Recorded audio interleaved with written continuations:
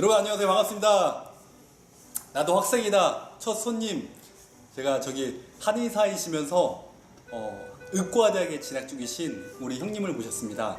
제가 다시 한번 정정드리는데 형님은 의학전문대학원이 아닌 의과대학에 진학 중이신 한의사 선생님이십니다. 반갑습니다. 안녕하세요. 여러분의 큐쌤입니다. 안녕하세요. 네, 저 임재은이라고 합니다. 네, 지금은 한양대 의과대학 본과 4학년에 재학 중에 있고요. 네, 원래는 이제 07년도에 이제 가천대 한의과대학을 졸업하고 이제 일선에서 환자분들을 돌보다가 2016년에 이제 다시 의과대학 진학을 해서 현재는 의학을 공부 중인 학생입니다. 반갑습니다, 형님. 네. 형님 우선은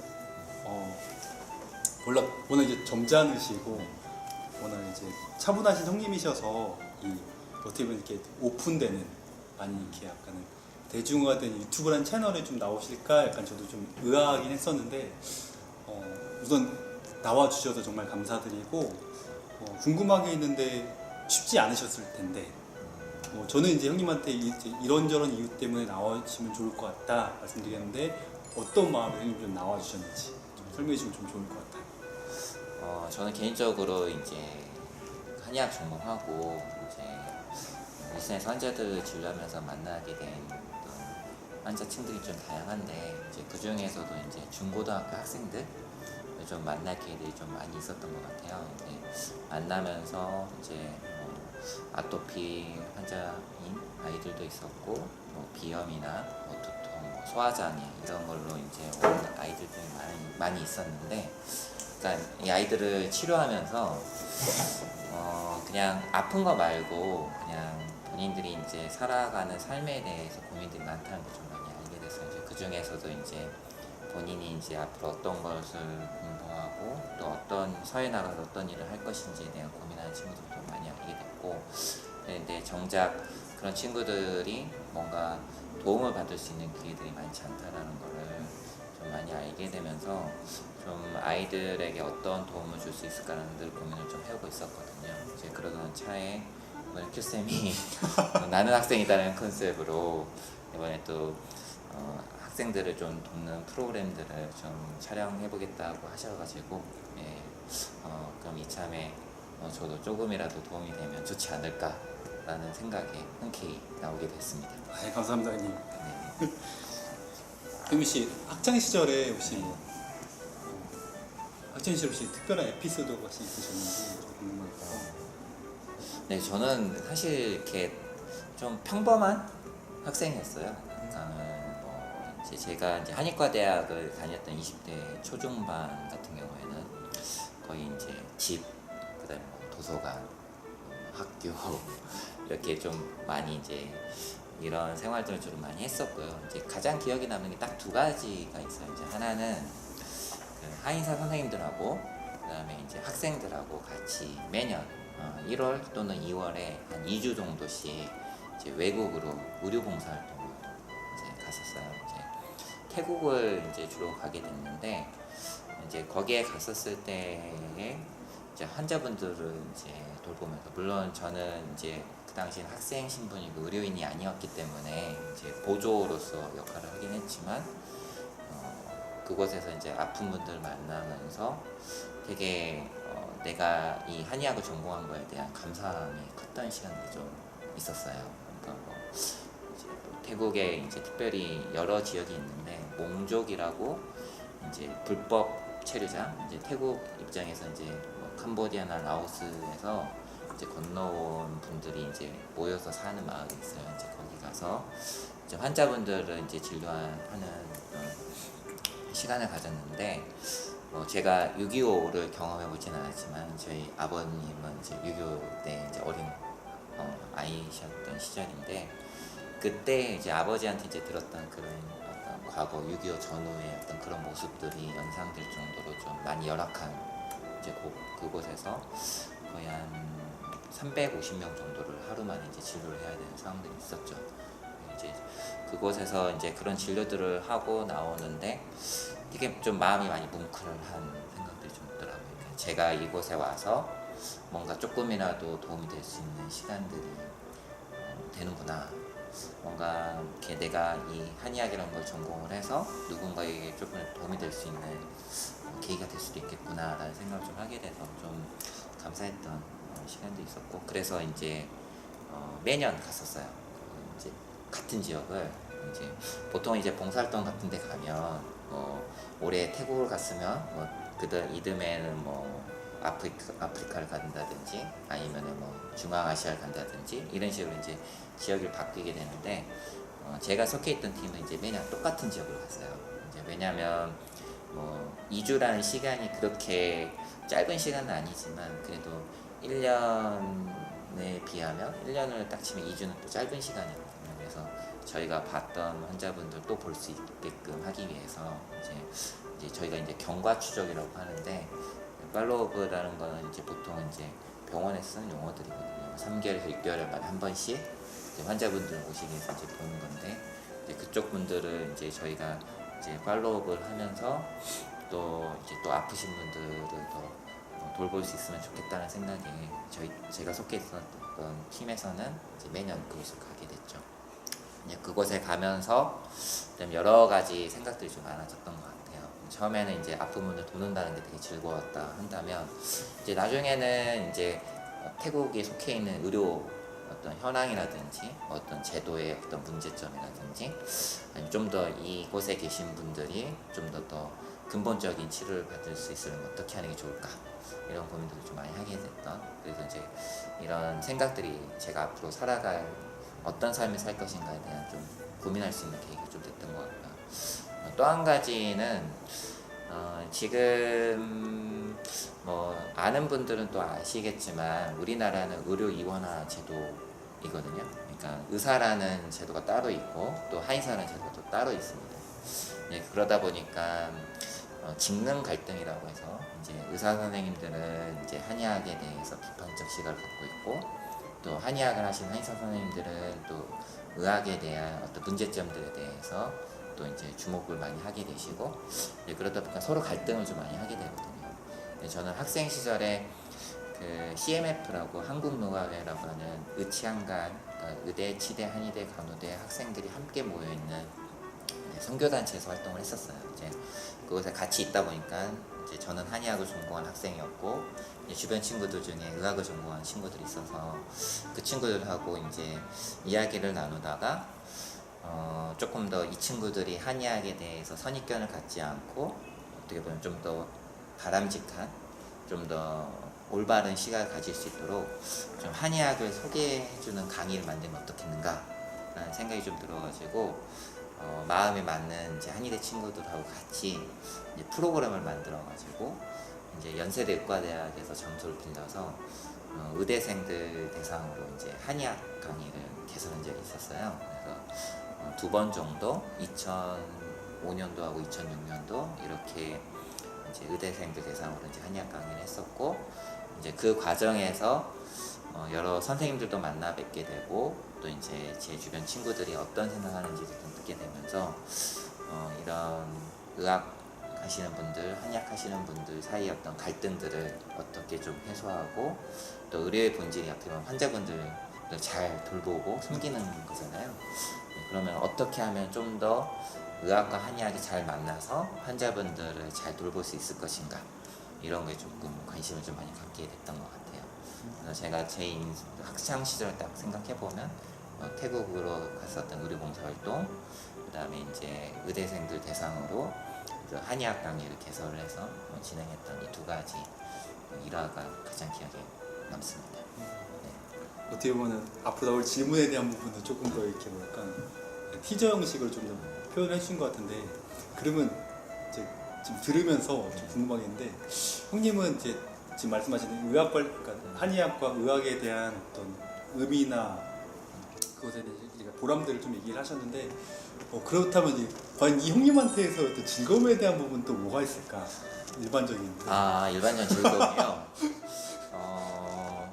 그러니까 저는 사실 그러니까 저희 이제 어머님이나 아버님, 그다음에 이제 누님도 항상 하는 이야기지만, 저는 이렇게 우울한 그런 건 없어요. 그러니까 사람이 이제 살다 보면 힘들 때도 있고 뭐 우울해질 때도 있는데 이렇게 기분이 이렇게 안 좋을 때도 있지만 이게 쉽게 빨리 이제 회복이 되는 편인데 또 반면에 또 이렇게 막 즐겁다, 재밌다라는 그런 것들은 사실 이렇게 딱히 없고 다만 이제 제가 이제 어떤 활동을 하고 났을 때 이제 기분이 좋고 행복감을 충만하게 느낄 때가 있는데 이제 몇 개가 있어요. 이제 첫 번째는 이제 환자분들 만나고 왔을 때, 그러니까 환자분들을 본다는 거는 이게 되게 저한테는 그냥 진료 그 이상의 의미로 다가오는 부분들이 있거든요. 이제 그 부분이 좀 하나 있고 또 하나는 이제 제가 이제 모 학회 소속으로 이제 한의과대 학생들을 또 가르쳤었어요. 경희대 학생들도 가르쳤었고 동국대 그다음에 또 이제 부산대학 한의전이라고 한의학전문대학원에 이제 내려가서 학생들도 가르치고 했었는데 학생들을 가르치고 나면 되게 기분이 좋아요. 이제 뭔가 나의 미래를 보는 느낌도 있고 해서 좋기도 하고요. 이제 또 하나는 이제 저는 좀 대화하는 걸 좀 많이 좋아하거든요. 예를 들어서 게임을 하거나 이렇게 노는 걸로는 밤을 못 새요. 근데 이제 대화하는 거, 일단 조금은 대화라는 게 이제 뭐 가벼운 이런 대화 말고 좀 그 사람이 갖고 있는 어떤 고민들 아니면은 생각하는 것들, 남들에게 쉽게 나누기 어려운 이야기들 이런 것들을 좀 듣는 걸 좀 좋아하는 편이어서 이제 그런 이야기들이 나오게 되면 밤을 샐 수가 있어요. 그래서 좀 그런 어떤 시간들을 겪고 나면 좀 제가 되게 즐겁고 행복하다라는 걸 좀 많이 느끼게 되고요. 일상에서는 뭐 이렇게 걷고 이렇게 산책할 때 이때도 좀 기분 좋고요. 그다음에 또 뭐 많이들 느끼겠지만 뭐 제가 좋아하는 뭐 가족이나 아니면은 뭐 이렇게 가까운 지인분들이랑 같이 만나서 이제 같이 식사하고 어떤 교제할 때 이때 좀 기분이 좋다는 생각이 듭니다.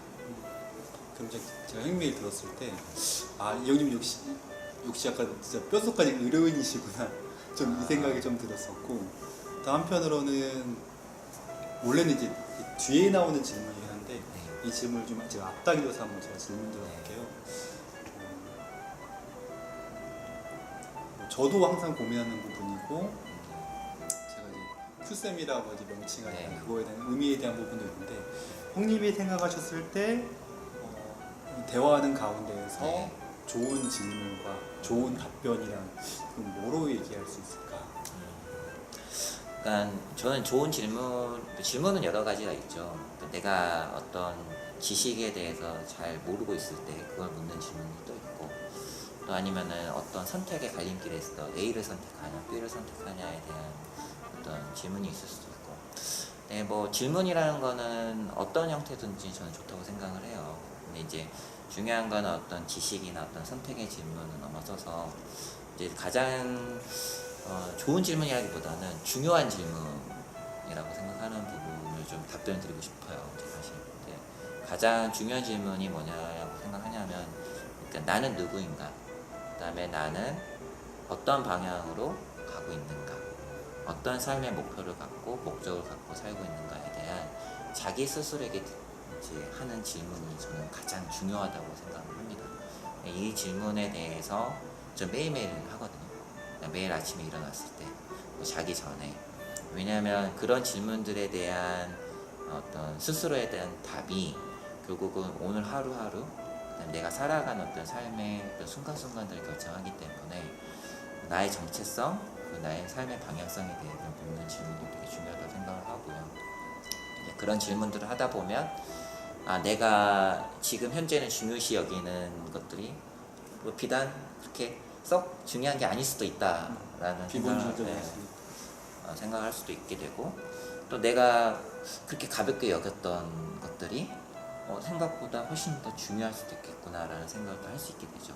그리고 내가 어떤 것을 어떤 고민할 때 이게 내 욕심인지 아니면 정말로 내가 이 길을 가야 되는 어떤 일종의 어떤 소명이나 어떤 사명을 받은 것인지 이런 것들을 또 가늠할 때도 되게 중요한 요소로 작용한다고 생각을 하고 있고요. 어떻게 보면 이제 그렇게 하나하나 순간순간들이 쌓여서 제 인생이 된다고 생각을 하거든요. 그래서 어떤 이런 질문들을 스스로에게 던지는 것이 되게 중요하다고 생각을 해요. 이제 이런 질문들을 제가 이제 하게 됐던 어떤 계기가 있는데 이제 저한테는 이제 동아리에서 이제 만나게 되는 여러 선생님들이 있어요. 여러 선생님들 좋은 분들이 참 많으신데 이제 그 중에서 이제 가장 이제 제 삶에 큰 영향을 줬던 어떤 선배님 한 분이 계세요. 이제 그분은 제가 한의과대학 본과 3학년 때 이제 군의관 3년 차이셨고 이제 나이 차는 한 9살 정도 좀 났었죠. 근데 이 선생님이 되게 좋으신 분이셨어요. 그러니까 좋으신 분이라는 게 학생들뿐만 아니라 이제 졸업하신 선생님들, 뭐 전문의를 마치신 선생님들, 뭐 대학에 계신 교수님들, 그다음에 뭐 전공의를 하고 계신 선생님들, 다양한 사람들, 또 이제 그 밖에 이 아니신 어떤 다른 분들, 젊은 청년들, 그러니까 많은 사람들에게 어떻게 보면은 어떤 기감이 되고 또 어떻게 보면 또 힘이 되어주는 역할들도 많이 하셨거든요. 근데 이 선배님이 되게 좀 안타깝게도 이제 유행성 출혈열이라고 좀 이렇게 위급하게 좀 사람 몸이 안 좋아질 수 있는 어떤 질환이 있거든요. 여기에 한탄 바이러스에 이제 감염이 되면서 부득이하게 여러 가지 이제 치료 시기들도 좀 놓치게 된 상황들도 좀 있었고, 그래서 제가 본삼을 마친 겨울에 이제 돌아가시게 됐어요. 이제 그분 나이가 33살이었고 저한테 되게 충격이었어요. 왜냐하면 그 형님께서 2006년 1월에 돌아가셨는데 그 형님 마지막 본 게 2005년도 9월 30일 이제 마지막 날 이제 봤었는데 되게 건강한 형님이셨거든요. 근데 이제 이 형님이 이제 11월쯤에 이제 유행성 출혈열로 감염됐다는 소식을 들었고 이제 빨리 회복이 될 거라고 생각을 했었고 또 이제 그분을 아껴주고 좋아하는 많은 사람들이 그분을 위해서 또 기도를 또 많이 했었고 또 이제 많이들 이제 챙겨주시고 하셨는데 이제 결국은 돌아가시게 됐죠. 그때 제가 이제 가졌던 20대 중반에 가졌던 충격은 뭐였냐면 인생이라는 게 하루아침에 어떻게 될지 모르는 게 인생이구나. 그렇다고 했을 때 나는 지금까지 지금 현재를 잘 살고 있는가에 대한 의문이 좀 많이 생기더라고요. 그래서 그 당시 한 4, 5개월 정도 이제 수면장애에 시달렸었던 것 같아요. 근데 잠도 제대로 잘 못 자고 내가 지금 이렇게 살고 있다가 내일 또 어떻게 될지 모르는데 난 지금 현재를 잘 살고 있나? 이런 질문들도 계속 많이 하게 되고 이제 그때를 그 계기로 매일매일 제 스스로에게 이런 질문들을 하게 된 것 같아요. 나는 누구냐? 나는 어디로 가고 있는가? 나는 어떤 삶을 살고 싶은가? 이 세 가지 질문들을 매일매일 하기 시작을 했죠. 이런 질문들을 하게 되니까 훨씬 더 내가 무엇을 좋아하고 어떤 것들 가치 있게 여기고 또 어떤 것들을 욕심이라고 간주하고 버려야 될 것인지 좀 많이 알게 돼서 이런 질문들이 저는 되게 중요하다고 생각을 합니다. 이런 질문들은 지금 시대에 살아간 모든 사람들에게 되게 중요한 질문이기 때문에 꼭 했으면 좋겠고요. 답이라는 것은 이제 결국은 자기를 찾아가는 과정이라고 생각하거든요. 이제 그 과정은 사실 쉽진 않은 것 같아요. 어떤 다양한 사람들을 만나는 과정에서 답을 찾아갈 수도 있고 또 책을 보다가 이제 찾아갈 수도 있고 방금처럼 이제 제가 어떤 지인분들의 어떤 특별한 어떤 불의의 어떤 사고로 인해서 이제 사람을 잃게 되는 어떤 이런 순간들 때문에 어떤 답을 찾아가는 과정이 생길 수도 있고 여러 가지가 있어서 정답은 없다고 생각을 해요. 그렇지만 이런 질문들을 꾸준히 하다 보면 어떤 내 삶의 방향성에 대한 또 나의 정체성에 대한 그리고 삶의 의미에 대한 답을 찾아갈 수 있다고 생각을 해요. 뭐 이 밖에 질문들은 되게 중요하다고 생각을 해요. 우리 특별히 저도 그렇긴 한데 이제 한국 사회 이제 선생님들이 질문 잘 안 하거든요. 저도 이제 의과대학 다닐 때도 그렇고 지금도 그렇고 한의과대학 때도 그렇고 질문하는 거 되게 두려워하기 때문에 사실 이제 질문 되게 중요한데 잘 못하게 되는 경향이 좀 있죠. 이제 그런 것들을 좀 용기를 내서 질문을 잘 하는 것도 되게 중요하다고 생각을 해요. 제가 이제 질문의 중요성을 이제 깨달았던 게 언제였냐면 중학교 2학년 때거든요. 근데 제가 이제 좋아하는 책이 있는데 학생분들은 꼭 읽어보셨으면 좋겠어요. 말씀해 주시죠. 그 히로나카 헤이스케라는 수학자이신 분이 이제 쓴 책이 있어요. 학문의 즐거움이라는 책이 있는데 이제 저는 거의 한 25번을 읽었거든요. 왜냐면 제가 어렸을 때 원래 꿈은 수학자가 되는 거였어가지고. 근데 거기 한 대목이 나와요. 이제 뭐냐면 이제 이 히로나카 헤이스케 교수님이 원래는 이제 다른 대학의 교수로 있다가 하버드 수학과 교수로 이제 자리를 옮기신 분이신데 자기가 그 이전에 이제 대학에 있을 때 어떤 학생을 이제 입시를 보면서 이제 뽑았는데 이 친구는 그 학교를 입학할 성적이 안 됐대요. 근데 이제 여러 가지 대외 활동, 그러니까 리더 경험들도 많고 그래가지고 그 학생을 뽑았다는 거예요. 근데 이 학생의 특징이 뭐였냐면 시도 때도 없이 질문을 하는 거예요. 심지어는 교수한테 연락해가지고 막 교수 퇴근하고 없는데 막 질문을 하고 그것도 어떤 질문이 좋은 질문이면 몰라요. 근데 뭐 시도 때도 없이 하는 질문들이 막 되게 사소하거나 아니면 책만 보면 알 수 있는 그런 질문들도 하고 되게 소위 말하는 어이없는 질문들도 많이 하는. 근데 이제 우리나라랑 좀 다르게 미국 사회에는 이제 그런 질문을 받을 때 교수님들이 답을 해줘야 될 의무가 있거든요. 이제 그러다 보니까 다 답을 해줬죠. 근데 이 학생이 1학년 때는 되게 시시하고 하찮은 질문들을 많이 하다가 이제 3학년 되면서부터는 되게 예리한 질문들을 하기 시작하더니 졸업반이 됐을 때는 그 아주 우수한 논문을 썼고 나중에는 이제 하버드대는 아니지만 다른 유명한 대학교 수학과 교수가 됐거든요.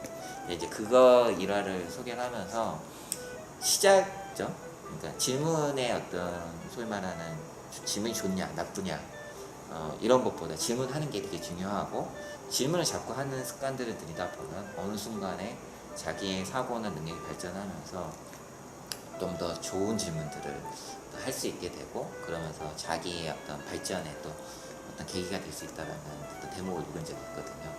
그래서 어떤 좋은 질문을 할 것인가를 고민하기보다는 조금이라도 궁금한 게 있다면 조금이라도 의심적인 게 있다고 한다면 그런 질문들을 하는 것이 되게 중요하다고 생각을 해요. 지금 이제 뭐 제가 옆에서 보면서 느끼는 거지만 같은 실습을 돌고 있는 학생들 중에 몇몇 친구들도 있거든요. 제가 이제 주목해서 보고 있는 남학생 한 명이 있고 또 여학생 한 명 있는데 이 친구들을 같이 실습을 돌면 되게 재밌어요. 왜냐면 제가 미처 생각도 못했던 걸 질문을 하거든요. 그러면서 이 질문에 대해서 교수님의 답변을 들으면서 저도 잘 모르고 있었던 거나 아니면은 잘못 알고 있었던 것들을 이렇게 교정하게 되는, 정확하게 알게 되는 경우들이 많거든요. 그래서 저는 이제 질문의 수준이나 어떤 소위 말하는 어떤 단계에 있어서 좀 높은 것 아니면은 좀 고차원적인 이런 것들이 아니더라도 조금이라도 궁금한 게 있으면 질문을 많이 하는 것이 되게 중요하다고 생각하고요. 이제 그런 의미에서는 또 질문을 받는 어떤 선생님들이나 부모님들이나 아니면 교수님들 또 나아가서는 선배 이런 분들이 어떤 중요한 역할을 하지 않을까라고 생각합니다. 좋은 답변 잘하시거든요. 감사드리고 우선 저희 잠시 좀 형님이 워낙 많은 것들을 좀 잘 설명해 주셔가지고 잠시 좀 쉬었다가 그 다음에 이제 조금 더 한의학과 의학 관련해서 조금 더 좀 풍성한 좀 나오는 시간 좀 가지면 좋을 것 같습니다. 네, 잠시 쉬어가도록 하겠습니다.